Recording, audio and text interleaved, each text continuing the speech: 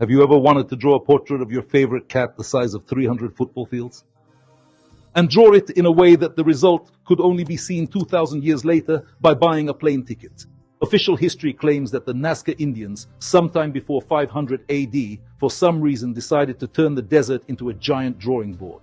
When a historian asks, guys, how could ancient people check the accuracy of the drawing without being able to fly? They cheerfully answer about high hills and ropes with pegs. But here's the catch. The Nazca Plateau is 450 square kilometers of surface as flat as a table.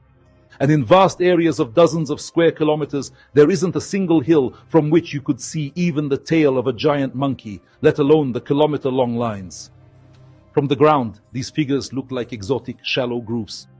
The meaning of the drawing is only revealed from a bird's-eye view. For obvious reasons, the Indians couldn't have had a bird's-eye view. In fact, the task of the Nazca draftsman was incredibly difficult.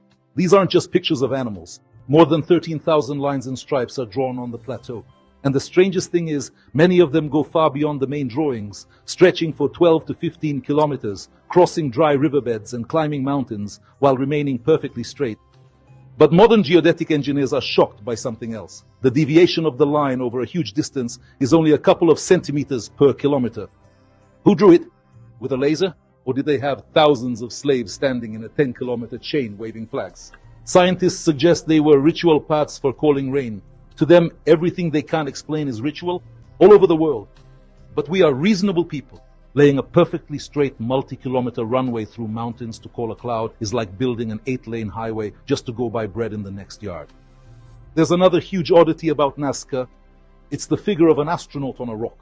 A 50-meter man in a round helmet with huge eyes who waves his hand friendly to the sky. It's drawn on the side of a mountain so that it can be seen from afar, specifically from above. If it's a god, why is he in a spacesuit? If it's a chief in a mask, why is he waving to the void? And also, the Nazca patterns from above suspiciously resemble modern microchips. But the official version is that it's some kind of airfield. But you must admit, it's strange to build an airfield where the only aviation was very optimistic condors. It seems someone left us a note that we only learned to read after the invention of airplanes. To whom this astronaut was actually calling is still unclear. Subscribe. Let's think together.